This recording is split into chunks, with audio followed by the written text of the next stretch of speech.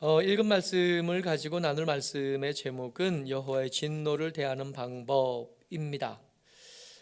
요시야 왕이 성전을 수리할 생각이 있었습니다. 성전을 수리해야 되는데 이 성전을 수리하려면 아무래도 돈이 들지요. 돈이 드는데 이 돈을 충분히 마련할 만큼 부유한 나라가 아닌 거예요. 이미 여러 번 말아먹고 또 말아먹고 거듭 말아먹은 뒤에 나라를 물려받은 이 요시야가 이 가난한 중에 성전을 수리는 해야겠고 성전을 수리하는데 돈은 없고 그러다 보니 백성들의 헌금에서 그 재원을 충당하기로 한 겁니다. 원래 이스라엘 백성들에게는 성전에 내야 될 세금이 두 종류가 있는데 하나는 속전이고 하나는 성전세이거든요. 속전은 첫째 아들이 태어나면 5세겔, 5세겔 정도의 세금을 평생에 한 번 내는 걸 속전이라고 하고요. 성전세는 20세 이상 남자들은 누구나 1년에 한 번씩 반세겔씩 내는 것을 말합니다. 이걸 성전 앞에 문지기 옆에 헌금함을 두고 성전세를 거둔 겁니다. 이 성전세를 걷는 일이 이 유다 왕 요시야 때에 유다 사람들만 한 것이 아니라 이 요시야의 성결하게 함에 감동을 받은 북쪽 이스라엘이 망한 지는 벌써 한 90년 넘게 지난 다음에요. 망한 나라의 유민들까지 요시야의 통치에 감동이 있었습니다. 그래서 헌금을 함께 했고 그렇게 모인 돈으로 이제 성전을 수리하려는 거예요. 성전을 수리하려고 이제 헌금을 모였고 이 헌금함이 어느 정도 차니까 이제 그걸 열어서 확인하는 중에 그 안에서 율법책을 찾은 겁니다. 34장 14절 말씀 같이 읽어보죠. 시작. 무리가 여호와의 전에 헌금한 돈을 꺼낼 때에 제사장 힐기야가 모세가 전한 여호와의 율법책을 발견하고 헌금함 안에 율법책이 들어있었던 겁니다. 여러분, 왜 헌금함 안에 율법책이 있었을까요? 이것부터 생각을 좀 해봐야 됩니다. 지금처럼 책이 흔한 때가 아니잖아요. 그때 있는 모든 책들은 다 손으로 옮겨 쓴 것들입니다. 지금처럼 질 좋은 종이, 얇고 튼튼한 종이가 있는 것도 아니고 어쩌면 청동이었을 거고 어쩌면 두루마기일 텐데 양털로 된 것이 있을 테고 여러분 파피루스는 아니었을 겁니다. 파피루스는 그때 당시에도 굉장히 고가의 물건인 거예요. 이렇게 쉽게 사용할 만한 물건이 아닌 거죠. 나무 조각을 덧대고 두루마리를 만들었을 수도 있고 양털을 얇게 점여서 두루마리를 만들었을 수도 있을 겁니다.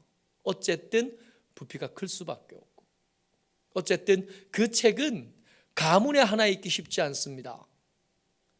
왕궁의 보물고에 있을 법하고 신실한 왕이라면 왕이 된 다음에 제일 먼저 할 일이 뭐냐 하면 제사장 앞에 가서 서기관 앞에 가서 선지자 앞에 가서 그 성경을 베껴 써서 나의 사본을 만드는 게 왕의 의무 중에 하나였거든.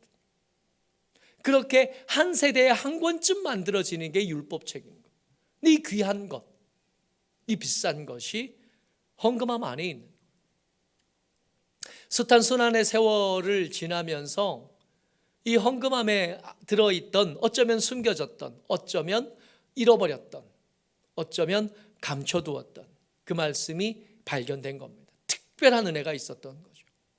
이 특별한 은혜가 있었는데 우리가 궁금한 건 이렇게 특별한 은혜로 하나님께서 말씀을 주셨는데 그 말씀 안에 그 두루마리 안에 뭐가 써 있었는가? 그 안에서 우리가 읽어야 될 말씀이 뭐고 하나님께서 그렇게 숨겨가시면서까지 헌금함 속에 숨겨두시면서까지 요시야 왕에게 하고 싶으셨던 말씀이 뭔가? 34장 25절 오늘 우리가 읽었던 말씀이 그 두루마리에 써져 있던 하나님의 말씀입니다. 같이 읽어요. 25절입니다. 같이 시작. 이는 이 백성이 나를 버리고 다른 신들에게 분향하며 그의 손의 모든 행위로 나의 노여움을 샀음이라. 그러므로 나의 노여움을 이곳에 쏟음에 꺼지지 아니하리라 하라 하셨느니라. 아멘. 우리가 하나님의 말씀 그러면 사람들이 쉽게 떠올리는 것은 축복과 위로와 회복과 기적과 치료를 떠올리는 거예요. 그런데 요시야가 받은 말씀은 그런 거 아니었습니다. 하나님의 분노와 진노와 저주하심이었다. 드물게 하나님 앞에 온전하고 아름다운 왕이었던 사람 요시야에게 들려준 하나님의 말씀은 축복이 아니었습니다. 저주였던. 여러분, 어쩌면 우리가 하나님 앞에서 더 하나님 앞에 와서 겸손하게 그 앞에 무릎을 꿇고 들어야 될 말씀은 잘하고 있다, 괜찮아. 상담사 앞에 가면 그 말씀 듣겠지만 하나님의 말씀 그렇지 않았습니다. 하나님의 말씀 말랑말랑하지 않고 우리에게 꽃길을 약속하시는 그런 말씀도 아니었던, 이렇게 어렵게, 이렇게 위태롭게 기약 없는 세월을 기다려서 하나님께서 요시야에게 말을 거셨는데 그렇게 건넨 말씀이 저주였던, 분노하심이었던. 그래서 어쩌면 우리가 하나님 말씀을 대할 때 기억해야 될 것, 우리가 마음을 좀 다잡고 앉아야 될 건 뭐냐 하면 하나님에게서 우리가 들을 수 있는 말씀이 위로와 격려가 아닐 거라는 것. 우리가 하나님 앞에 정말 겸손하게 무릎 꿇고 그 말씀을 받으려고 이렇게 들으면 그 속에는 하나님의 진노가 기록되어져 있고 하나님의 분노하심이 기록되어 있고 하나님의 노여워하심이 기록되어 있는 거. 배워야 되는 거죠. 쉽게 들을 수 있는 말씀이 아닌 겁니다. 그냥 그 말씀에 아멘하고 죽을 수는 없잖아요. 꺼지지 않는 불을 내리시겠다 그랬으니까 아멘, 그리고 거기서 기다렸다가 불이 떨어지면 거기 타 죽어야지, 이럴 수는 없잖아요. 이건 하나님의 뜻도 아니고 의도도 아닐 겁니다. 우리가 하나님의 말씀을 들을 때 그 말씀이 나를 공격할 수 있고 그 말씀이 내 길을 막을 수 있고 그 하나님이 나를 거스르실 텐데 그 말씀으로 그때 우리는 어떻게 이 하나님의 저주를 받아야 되는지, 이 말씀을 어떻게 들어야 되는지 요시야가 모범답안입니다. 이 요시야가 이 분노의 말씀, 이 저주의 말씀을 들을 때 어떻게 들었는지 보면, 성경을 읽을 때 우리가 듣고 싶은 말씀보다 우리가 들어야 될 말씀이 들릴 텐데 그때 이 말씀을 어떻게 듣는지 요시야를 통해서 배우는 겁니다. 오늘은 그 이야기를 해보려고 합니다. 제일 먼저요, 요시야가 이 말씀을 듣자마자 한 행동이 뭐냐 하면 19절 말씀입니다. 같이요, 시작.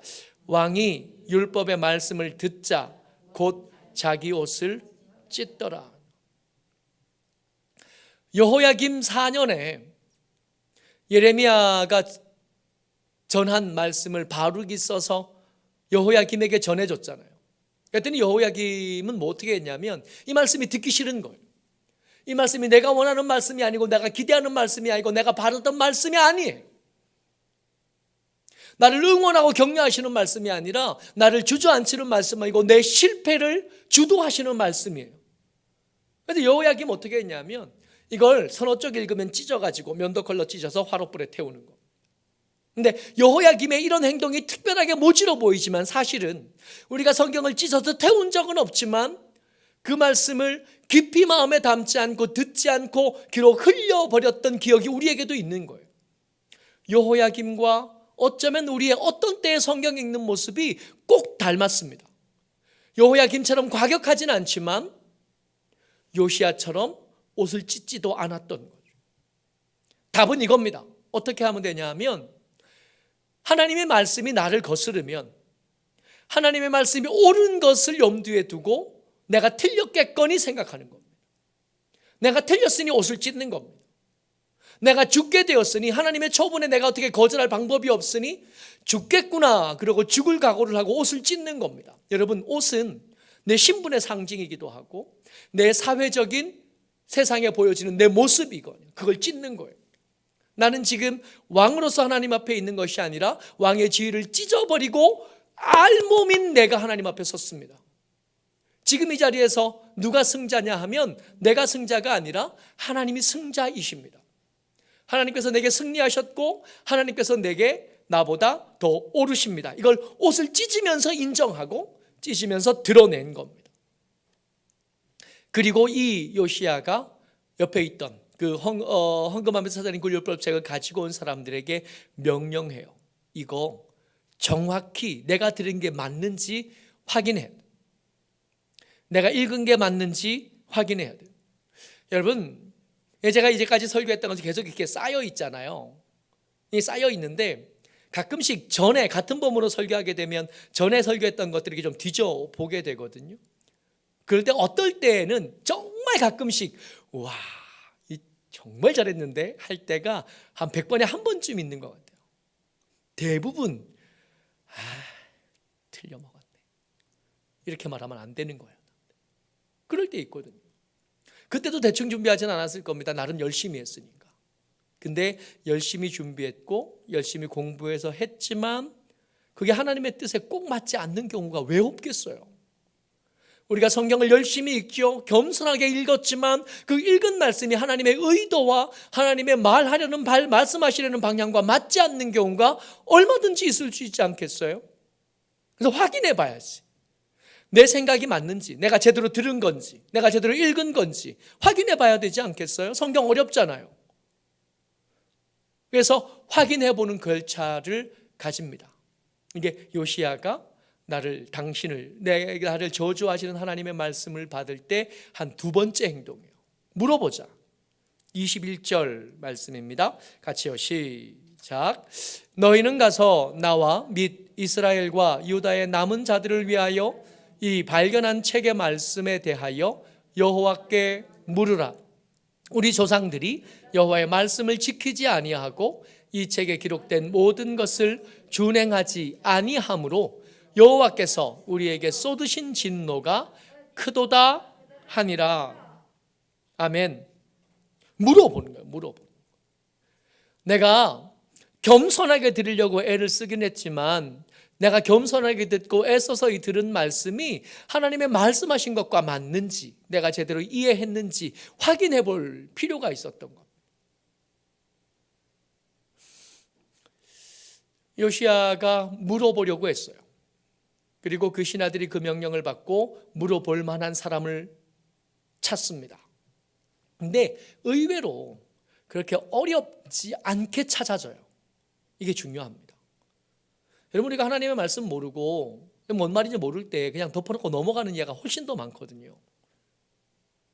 근데 그러면 그 말씀에서 우리가 얻어야 될 것, 건져야 될 것들을 모르고 지나가는 수가 너무 많은 거죠. 근데 잘 모르는데도 안 두드려 보는 거예요. 말씀이 내게 닫혔는데 그 닫힌 말씀을 두드려야 되거든.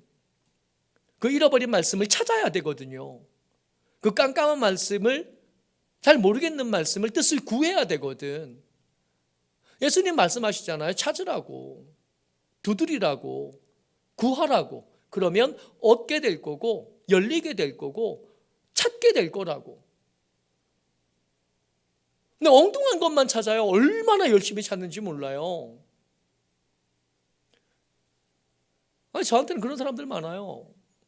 목사님, 제가 복권 삽니다. 복권 당첨되면 목사님 땅도 좀 사주고 교회 빚도 좀 갚아주고. 그런 놈이 점점 늘어요. 언제 되나 몰라. 계속 두드려. 엉뚱한 데 가서 두드려. 그게 열리겠냐고. 정작 두드려야 되는 건 딴 데 있는 거 아니에요? 내 마음이 모질어져서, 혹은 내 마음이 딱딱해져서, 혹은 내 마음이 높아져서 하나님의 말씀이 내게 닫혔잖아요. 하나님의 말씀이 내 속에 안 들리고 안 보이잖아요. 그때 안 보이네, 안 들리네, 하나님이 내게는 말씀하지 않나 보네, 그러고 넘어갈 게 아니라 두드려야지, 열리라고. 찾아야지, 찾아지라고. 근데 엉뚱한 것만 그렇게 열심히 찾으니 맨날 두드리는데 하나님은 거짓말하시고 맨날 찾아지지도 않는데 뭘 자꾸 두드리라고 그러고 언제까지 아니라고요. 요시야가 그 신하들에게 명령합니다. 물어서 뜻을 찾아오라고. 그랬더니 의외로 가까운데 하나님의 말씀을 설명해 주고 하나님의 말씀을 전달해 줄 사람이 의외로 가까운데 그 옆에 있었습니다. 22절 말씀이요. 같이요. 시작. 이에 hil기야와 왕이 보낸 사람들이 여선지자 훌다에게로 나아가니 그는 히스라의 손자 독핫의 아들로서 예복을 관리하는 살룸의 아내라. 예루살렘 둘째 구역에 살더라. 그들이 그에게 이 뜻을 전하매. 아멘. 예루살렘 둘째 구역에 있었대요. 여러분, 예루살렘 둘째 구역이 어느 정도 되는지는 모르겠지만 일단은 예루살렘 성 안인 거잖아요. 멀리 그 사람 찾으러 시내산까지 가지 않았다고요. 멀리 그 뜻을 찾으러 저기 깊은 곳까지 내려가지 않았다고요. 찾으려고 하니까 그 옆에 있었어요. 찾으려고 하면 얼마든지 그 옆에 있고 그 가까이에 있었던 겁니다. 여선지자 훌다요. 이 위대한 하나님의 말씀의 사람이 그 가까이 있었고 그에게 물었더니 전해준 말씀이 아까 우리가 읽었던 25절 그 말씀이에요. 하나님께서 너희들이 나를 버리고 다른 것들에게 절하고 다른 것들을 숭배한 것 때문에 너희들이 저주를 받을 것이다. 이거 누가 해준 말이냐 하면 그 율법책을 읽고 물어보는 사람 요시야에게 여선지자 훌다가 전해준 말입니다. 두드리면 열리는 거죠.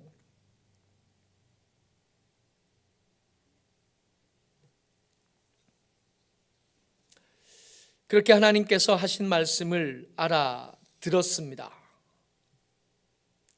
알아들었어요. 근데 하나님의 말씀이 여선지자 훌다를 통해서 전해지는데 이 말씀을 들으면서 옷을 찢고 하나님의 뜻을 구하는 요시야에 대해서 말씀을 계속 이어가십니다. 이 불이 꺼지지 않을 거야, 너희들 반드시 죽게 될 거야 말씀하시고 그것으로 말씀을 끝내는 게 아니라 이 말씀을 들으면서 옷을 찢는 요시야에게, 이 말씀을 들으면서 이걸 뜻을 더 자세히 알고 싶어서 하나님의 뜻을 구하는 요시야에게 계속 이어져 말씀을 전하시는데 그 말씀이 오늘 우리가 들어야 될 제일 중요한 말씀입니다. 27절이에요. 같이요. 시작. 내가 이것과 그 주민을 가리켜 말한 것을 내가 듣고 마음이 연약하여 하나님 앞 곧 내 앞에서 겸손하여 옷을 찢고 통곡하였으므로 나도 내 말을 들었노라. 여호와가 말하였느니라. 아멘. 우리가 지금 뭐 하고 있냐면 여호와의 저주를 대하는 방법에 대한 이야기를 나누고 있습니다. 성경을 읽을 때 원하는 말씀이 이게 툭 하고 튀어나오지 않는다고요. 우리가 기대하는 축복, 우리가 기대하는 위로, 우리가 기대하는 격려, 우리가 기대하는 치료, 이런 말씀 안 나와요. 그런 말씀이 있기는 한데 100년에 한 번, 한 달에 한 번 이렇게 말씀을 펼쳐보면 그 말씀이 들리는 게 아니라, 그 말씀이 열리는 게 아니라 하나님이 진노하셨다, 분노하셨다, 노여워하신다, 하나님께서 꺼지지 않는 불을 던지실 거다 하는 말씀이 나옵니다. 확률상 그게 더 많아. 그렇지 않아요? 성경 펼쳐서 아무 때나 읽어보세요. 하나님은 사랑이시니라. 그게 나올 것 같아요? 펼치면 하나님의 말씀에 두려워 떠오는 사람들을 발견하게 될 거고, 하나님의 서슬프른 진노하고 노여워하시는 말씀이 그 가운데 있을 겁니다. 그 말씀을 어떻게 들을 거냐고요. 요시야가 이렇게 옷을 찢고 통곡하면서 이 말씀을 받는 그 모습을 하나님이 뭐라 그러시냐면 내가 듣고 마음이 연약하여 라고 말씀하십니다.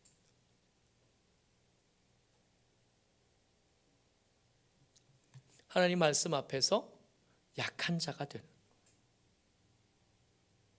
하나님 말씀 앞에서 고집이라고는 하나도 없는 사람이 되는 것. 하나님의 말씀은 어떤 말씀이든지 요시야 앞에 가면 그 말씀이 요시야를 이겨요. 요시야가 연약한 사람이냐? 여러분, 그렇지 않습니다. 요시야는 강한 사람이고 아무것도 없는 데서도 절대로 좌절하지 않고 도전하는 사람이 요시야입니다. 근데 유독 이 강하고 대단한 사람 요시야가 말씀 앞에서는 그 마음이 유들유들한, 연약한 것. 그 말씀이 조금만 거칠어지면 앉아서 우는 사람. 그 말씀이 조금만 언성이 높아지시면 그 앞에서 옷을 찢는 사람. 내가 가진 왕의 지위, 내가 가진 재산, 내가 가진 인맥, 그런 것 따위는 하나님의 말씀에 비하면 아무것도 아니라서 그 말씀 앞에서 유독 연약한 마음을 가진 요시야가 그 앞에 엎드리는. 하나님께서 이걸 기뻐하셨다. 유독 하나님의 말씀 앞에서만 그렇게 따박따박 따지고 드는 사람 많지 않아요? 친구들과 이야기할 때는 그렇게 유들유들한 사람이 하나님의 말씀 앞에만 서면 그렇게 논리적이야. 그러고 보면 하나님의 말씀에 논리적이지 못한 말씀 꽤 많지 않아요? 사람이 어떻게 물리를 걸어요? 오병이어를 어떻게 5,000명이 먹고 남습니까? 말이 되는 소리를 해야지. 이게 질량 보존의 법칙이란 게 있는데, 할 말이 그렇게 많고 들이댈 안 들어도 될 만한 이유들이 수천 가지나 그 속에 있어요. 근데 그런 사람들이 사람들 만나고 친구들 만나고 연인을 만나고 그럴 때는 그 마음이 얼마나 부드럽고 연약한지, 유독 말씀 앞에서만 독해지고 강팍해지고 높아지는. 요시야는 반대였습니다. 요시야는 하나님의 말씀 앞에서 연약했습니다. 하나님의 말씀 앞에서 유독 약한 사람이 요시야였던 겁니다. 이렇게 연약한 마음을 가진 요시야가 큰일 난 거잖아요. 하나님께서 진노하셨으니까. 그러니까 이 연약해진 마음으로 사람들을 부릅니다. 32절 말씀이요. 시작. 예루살렘과 베냐민에 있는 자들이 다 여기에 참여하매 예루살렘 주민이 하나님 곧 그의 조상들의 하나님 언약을 따르니라. 이와 같이 요시야가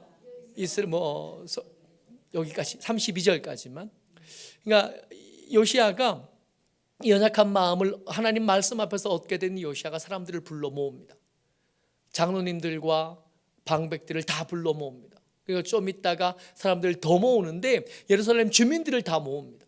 뿐만 아니라 베냐민 사람들, 이와 같이 요시야가 이스라엘 자손에게 속한 모든 땅에서 가져간 것을 제거하여 버리고 더 부릅니다. 다 부릅니다.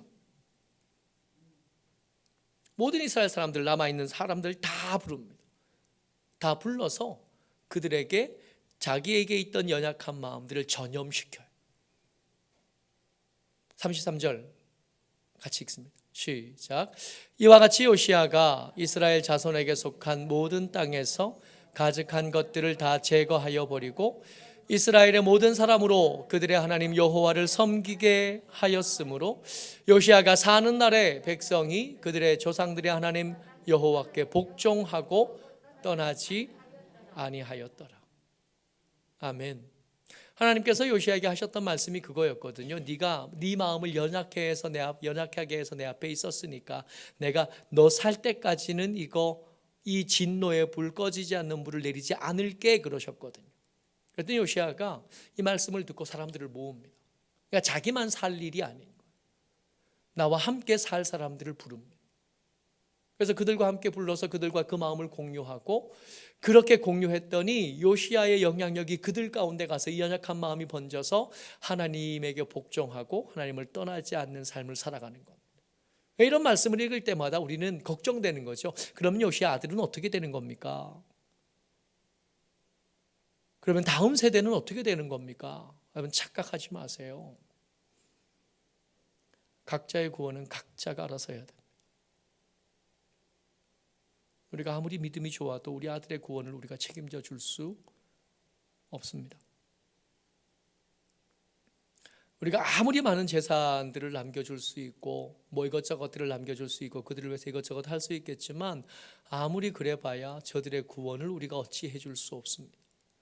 그들의 아들은 어떻게 하냐고요? 어떻게 지들이 알아서 해야지.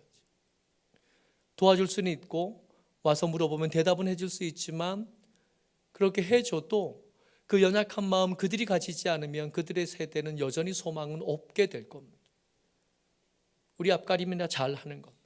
다만 우리가 하는 이 앞가림이 우리에게서 끝나지 않고 유삼처럼 아이들에게 남겨지기를, 저들이 우리의 믿음의 모습을 보고 좀 마음이 움직여서 내가 하나님의 말씀 앞에 마음이 연약했던 것처럼 저들도 하나님 말씀 앞에서 마음이 좀 연약해지기를 기도할 따르니 우리가 할 수 있는 것 딱 그만큼입니다. 그러니까 다음 세대 걱정은 다음 세대에게 넘겨요. 우리 아까미름이라도 잘해야. 말씀 앞에서 연약한 마음이 시대를 살려냅니다. 요시야가 그 시대를 살려냈습니다. 여호와의 분노하심이 쉽게 꺼지지는 않지만 마음이 연약함으로 옷을 찢고 그 앞에 겸손하게 서면 하나님의 그 연약한 모습을 보는 그 하나님의 긍휼이 우리에게 시간을 주시고 우리에게 기회를 주시는. 모쪼록 여러분, 우리가 때때로 마음이 강팍해지기도 하는데 그럴 때일수록 혹시 내가 세상에 강팍해진 마음 그대로 성경을 읽고 있지 않은지, 세상을 향해서 분노했던 그 마음을 가지고 그대로 들고 와서 말씀 앞에도 그렇게 머물고 예배 가운데서도 그렇게 머물지 않는지 살펴보셔야 됩니다. 하나님의 임재가 그 앞에 나갈 때 우리가 어떤 마음이어야 되냐면 연약한 마음이에요.